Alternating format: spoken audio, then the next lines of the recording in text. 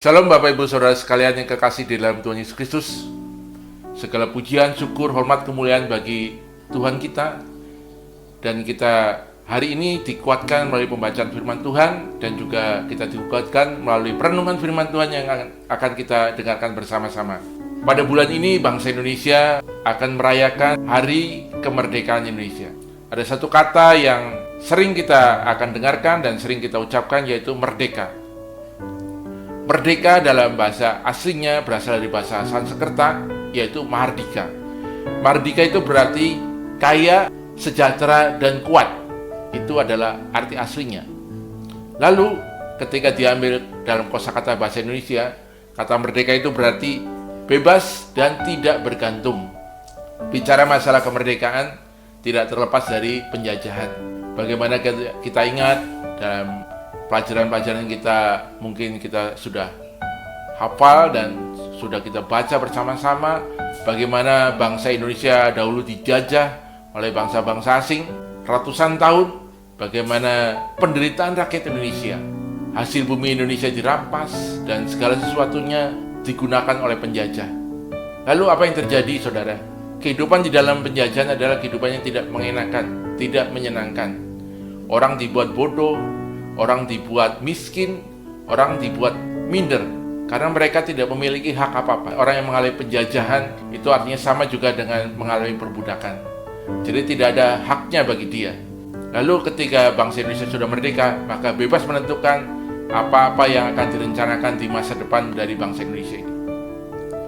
Kita sebagai anak-anak Tuhan juga demikian, saudara. Dahulu kita dijajah oleh dosa.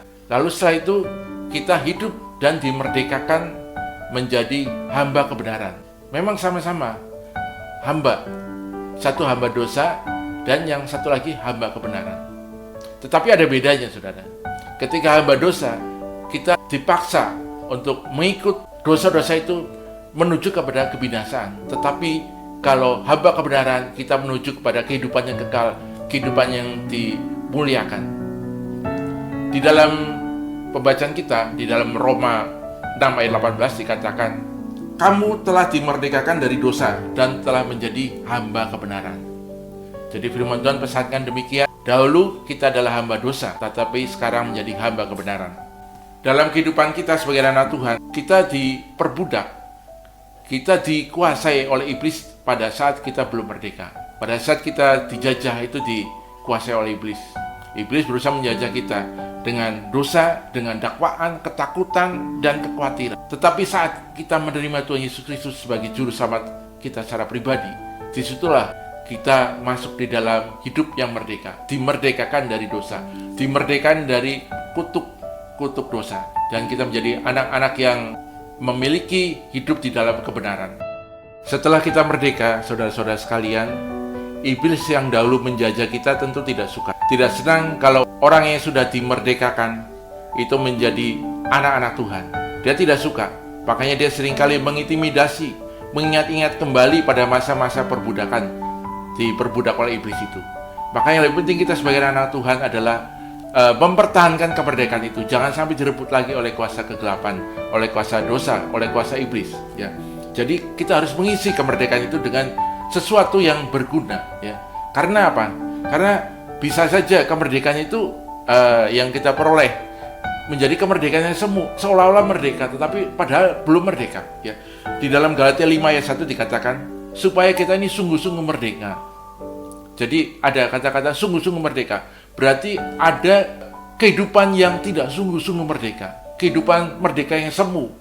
Seolah-olah merdeka, seolah sudah dimerdekakan oleh iblis, sudah dimerdekakan dari dosa, tapi pada dasarnya masih mengingat-ingat kepada kehidupan yang lama, masih kembali terikat kepada kehidupan yang lama. Inilah yang Tuhan tidak inginkan. Makanya Rasul Paulus berpesan pada surat kepada jemaat di Galatia demikian, supaya kita sungguh-sungguh merdeka. Kristus telah memerdekakan kita, diingatkan kembali. Kristus telah memerdekakan kita. Jadi kita harus hidup yang sungguh-sungguh, hidup yang benar-benar di dalam Tuhan. Karena itu dikatakan selanjutnya, berdirilah teguh. Berdirilah teguh, artinya berdiri kuat, ya. Tidak goyah, tidak goyang, dengan berdiri kokoh. Itu yang Rasul Paulus pesankan kepada jemaat di Galatia yang dipesankan juga kepada kita sekalian. Kita harus berdiri teguh, berdiri kuat, berdiri kokoh, jangan goyah. Walaupun ada sekitar kita yang mungkin mengintimidasi, mengingat-ingat kembali pada masa-masa yang lalu, di mana kenikmatan dosa, segala sesuatu yang berhubungan dosa itu sesuatu yang mungkin ya dikatakan ada penyanyi yang mengatakan kalau sesuatu yang enak-enak itu adalah yang dosa. Memang dunia memberikan tawaran yang enak-enak, tawaran yang menggiurkan, itulah dosa. Ya. Kadang-kadang tawaran yang menggiurkan kalau kita nggak selektif, ya, itu adalah umpan jerat daripada iblis untuk kita kembali kepada kehidupan yang lama itu. Ya. Dan karena itu berdiri teguh dan jangan mau lagi dikenakan kuk perhambaan. Kita sudah dimenangkan oleh Tuhan, sudah dimerdekakan oleh Tuhan. Jangan kembali kita dikenakan kuk perhambaan. Dalam arti di sini dikatakan perhambaan dosa, kehidupannya lama dijajah oleh iblis itu lagi, ya. Dijajah oleh hawa nafsu, kedagingan dan segala sesuatu yang lain, ya. Yang kita sudah tahu di Alkitab tentang keinginan daging, hawa nafsu itu, ya. Bagaimana cara kita menjaga kemerdekaan itu? Yaitu yang pertama, harus rajin membaca firman Tuhan dari demi hari. Tiap hari sebelum kita memulai aktivitas, kita sempatkan, kita luangkan waktu kita untuk membaca firman Tuhan. Tidak usah banyak-banyak, yang penting firman Tuhan itu kita boleh baca, boleh renungkan, boleh pahami. Dan kalau perlu kita apa-apa yang sesuatu yang kita tidak mungkin ada sesuatu rema dalam pembacaan firman itu, kita catat. Dan kita akan ulang lagi mungkin malam harinya, ya, sampai hari itu kita benar-benar dipenuhi oleh firman Tuhan. Lalu juga kita rajin dalam pertemuan-pertemuan ibadah seperti yang sudah kita lakukan selama beberapa bulan ini di dalam jemaat kita yang berbasis di Kelapa Gading ini, di mana kita ada doa pagi, doa fajar, dan kita melakukan bersama-sama. Itulah kita boleh mendengarkan firman Tuhan, boleh memuji memuliakan nama Tuhan, dan boleh berdoa, memanjatkan pokok-pokok doa. Itu semuanya kita lakukan untuk kita tidak menjauhkan dari pertemuan-pertemuan ibadah. Lalu yang penting juga yaitu menjadi terang bagi sekitar kita, bagi lingkungan kita, memiliki dampak yang positif bagi lingkungan kita, di mana kita tinggal, ya, bukan saja di kehidupan gereja, tetapi juga kehidupan lingkungan kita. Kita menjadi saksi Tuhan, saksi yang terbuka, ya, di mana orang boleh melihat bagaimana kehidupan anak-anak Tuhan, bagaimana kita juga bisa mengasihi sesama kita yang lain dengan perbuatan kita, dengan tingkah laku kita, dengan tutur kata kita, dan yang lain-lain itu. Dan menjadi saksi Tuhan dimanapun kita berada.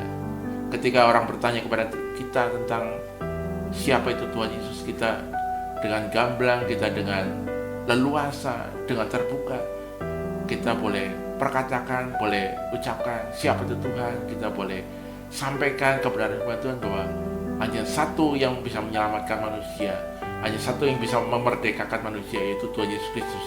Di dalam Yohanes 14 ayat 6 dikatakan, "Akulah jalan, kebenaran dan hidup. Tidak ada seorang pun yang datang kepada Bapa kalau tidak melalui aku." Demikianlah firman Tuhan pada perenungan hari ini, dan kita boleh bersama-sama, boleh dikuatkan. Dan sebelum kita memulai aktivitas kita sepanjang hari ini, mari kita tundukkan kepala, kita akan berdoa. Tuhan Yesus Kristus, Allah kami yang baik dalam surga, terima kasih Bapa kalau kami pada hari ini telah mendengarkan firman Tuhan, di mana kami menjadi anak-Mu Tuhan yang sudah dimerdekakan Tuhan. Dan kami dulunya adalah hamba dosa, dulunya adalah hamba iblis, tetapi sekarang sudah dimerdekakan dan kami menjadi hamba-Mu Tuhan, hamba kebenaran. Biarlah kehidupan kami boleh menuju kepada kebenaran, dari hari ke hari makin disempurnakan, menuju kepada kehidupan yang sempurna di dalam Engkau Tuhan. Biarlah Engkau kiranya ajarkan kepada kami, untuk kami boleh merenungkan Tuhan Yesus, kebaikan-Mu Tuhan hari demi hari Tuhan. Dan biarlah hidup kami selalu dipimpin oleh Roh-Mu Tuhan. Dan biarlah kami tidak sesat Tuhan dalam jalan hidup kami kepada kehidupan yang kekal. Terima kasih Tuhan, berkati kami semuanya sepanjang hari ini Tuhan, dengan berkat dari Allah Bapa di surga, cinta kasih Tuhan Yesus Kristus, dan penyertaan-Mu Tuhan, pernyataan Roh Kudus yang menyertai kami sekalian Tuhan sepanjang hari ini. Dalam nama Tuhan Yesus Kristus kami berdoa dan bersyukur. Haleluya. Amin.